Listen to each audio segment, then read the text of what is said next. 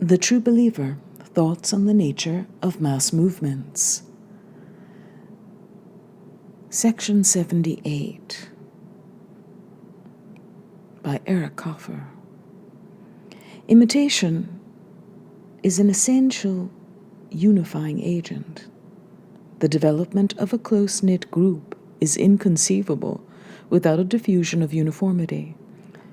The one-mindedness and Gleichschaltung prized by every mass movement are achieved as much by imitation as by obedience.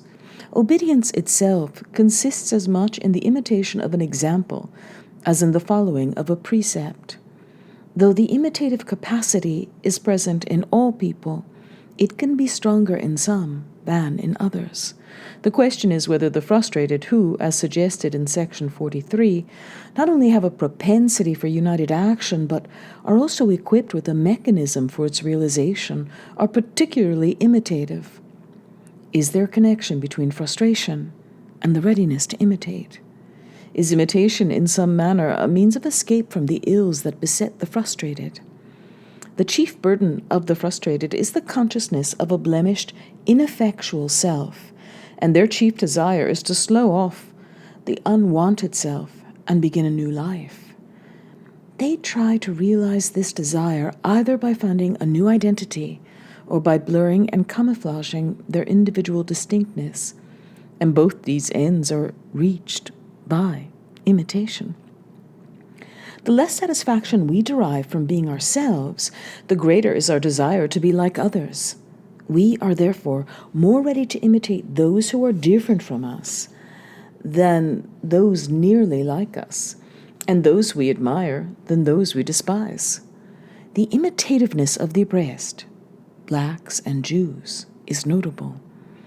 As to the blurring and camouflaging of the self, it is achieved solely by imitation, by becoming as like others as possible.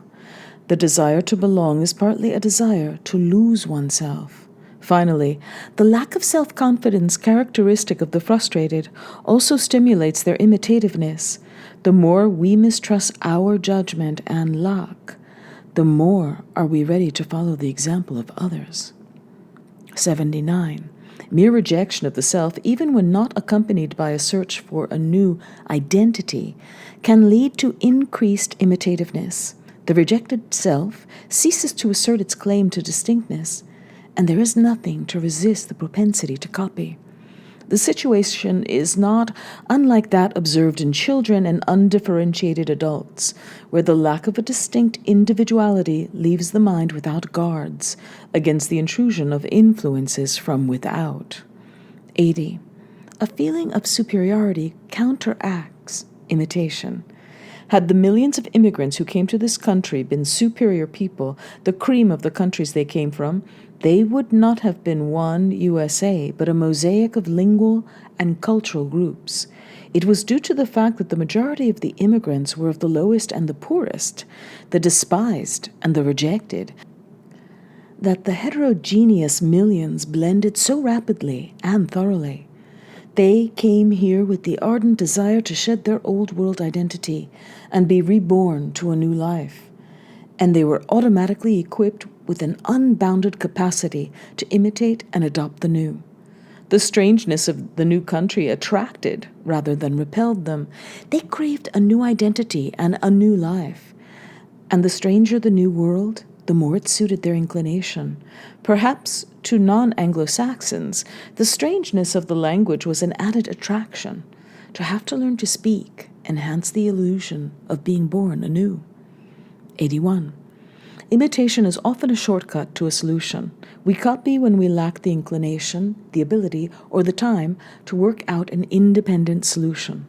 People in a hurry will imitate more readily than people at leisure. Hustling thus tends to perform uniformity. And in the deliberate fusing of individuals into a compact group, incessant action will play a considerable role. 82. Unification of itself, whether brought about by persuasion, coercion, or spontaneous surrender, tends to intensify the imitation capacity. A civilian drafted into the army and made a member of a close-knit military unit becomes more imitative than he was in civilian life. The unified individual is without a distinct self. He is perennially incomplete and immature, and therefore without resistance against influences from without. The marked imitativeness of primitive people is perhaps due less to their primitiveness than to the fact that they are usually members of compact clans or tribes. The ready imitativeness of a unified following is both an advantage and a peril to a mass movement. The faithful are easily led and molded, but they are also particularly susceptible to foreign influences. One has the impression that a thoroughly unified group is easily seduced and corrupted.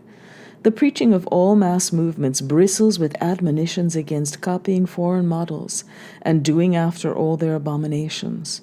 The imitation of outsiders is branded as treason and apostasy.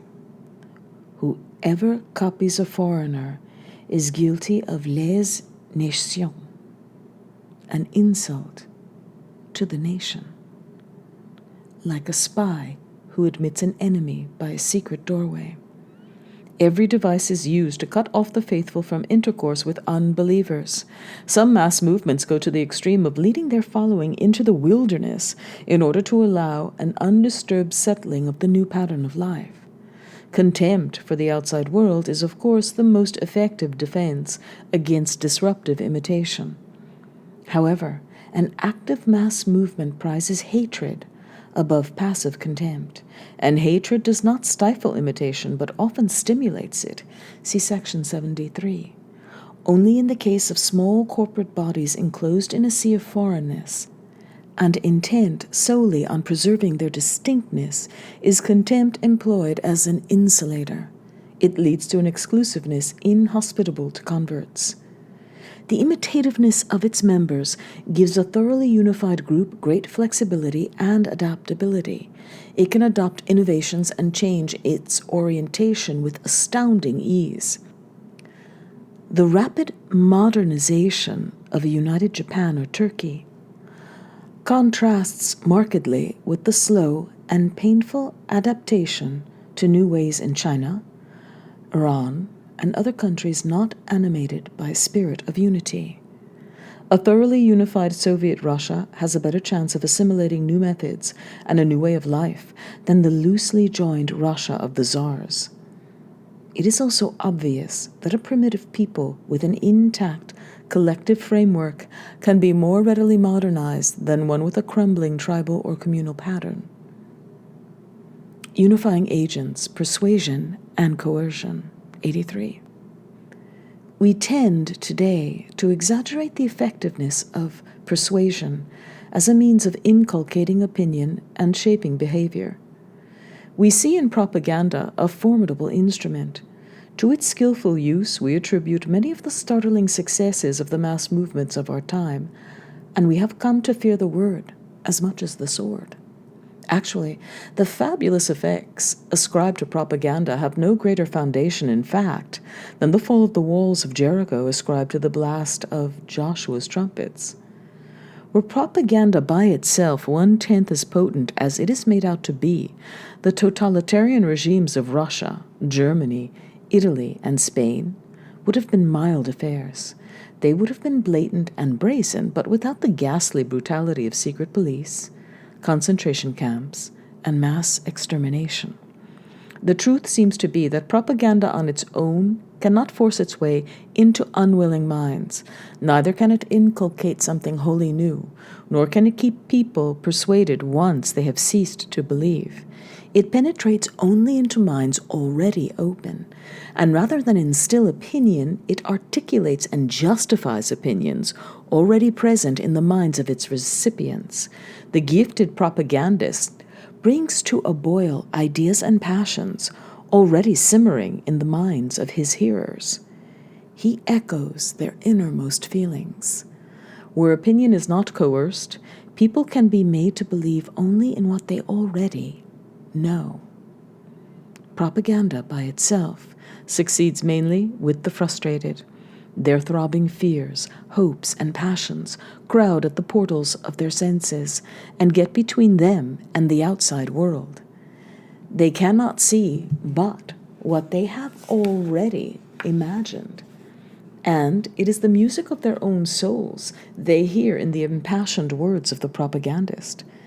Indeed, it is easier for the frustrated to detect their own imaginings and hear the echo of their own musings in impassioned double talk and sonorous refrains than in precise words joined together with faultless logic. Propaganda by itself, however skillful, cannot keep people persuaded once they have ceased to believe. To maintain itself, a mass movement has to order things so that when the people no longer believe, they can be made to believe by force. As we shall see later, section 104, words are an essential instrument in preparing the ground for a mass movement. But once the movement is realized, words, though still useful, cease to play a decisive role. So acknowledged a master of propaganda as Dr. Goebbels admits in an unguarded moment that, quote, a sharp sword must always stand behind propaganda if it is to be really effective, end quote. He also sounds apologetic when he claims that it, quote, cannot be denied that more can be done with good propaganda than by no propaganda at all, end quote. 84. Contrary to what one would expect, propaganda becomes more fervent and importunate when it operates in conjunction with coercion than when it has to rely solely on its own effectiveness. Both they who convert and they who are converted by coercion need the fervent conviction that the faith they impose or are forced to adopt is the only true one.